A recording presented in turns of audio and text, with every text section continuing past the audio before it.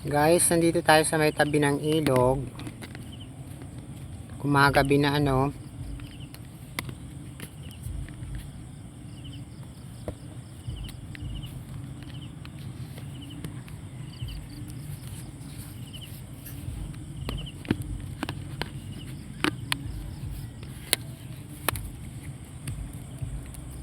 malalim na yung ilog.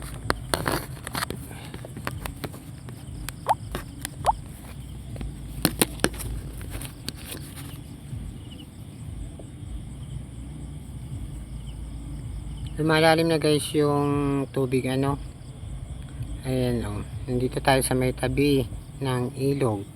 Kasi yung danaw na dinaanan natin ay baha na rin So magba-vibes lamang tayo dito. Ano ba ang vibrations natin dito?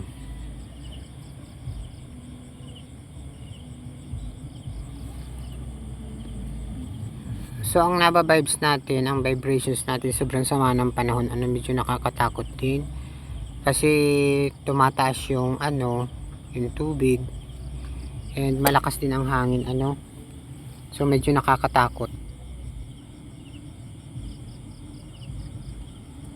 Kitang-kita nga yung mga pinapala dyan sa ilog At umuulan-ulan pa rin hanggang ngayon. So tumitigil lang ng konti ang ulan, mamaya balik na naman sa dati.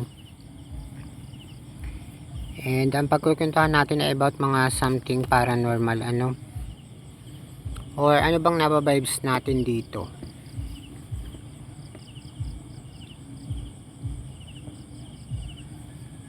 Ang naba-vibes natin dito na nga nakakatakot yung yung taas ng tubig niya. Kasi maraming binabaha na bahay ngayon, maski yung mga malapit sa ilog laging baha rin lagi.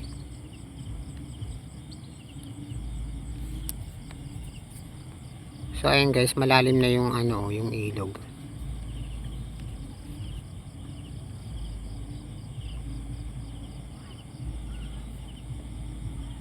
Ginagabi na rin pala tayo dito sa pagkuha ng video kasi lumalabas pa lang tayo.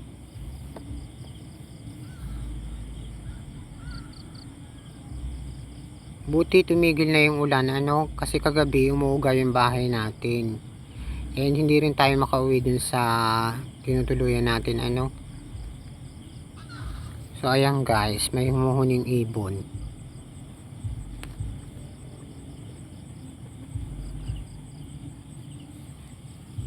Medyo hindi maganda ang naba-vibes natin dito kasi ang nakakatakot kasi pag tumataas yung tubig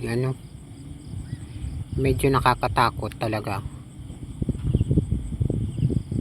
And malamang na nag-evacuate yung mga malapit sa ng bahay kasi babahain sila dyan sa may tabi ng ilog sa kabila, yung sa part na yun.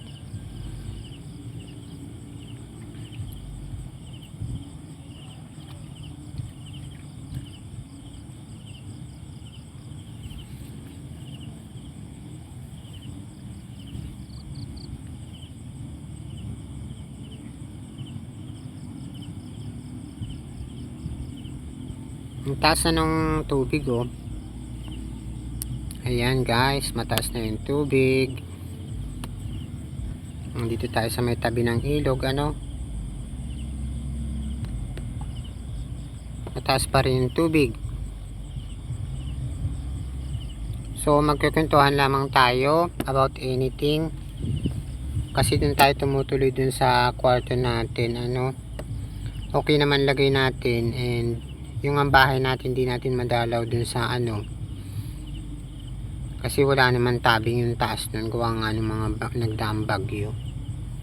Hindi rin natin matabingan ng mas malaking tabing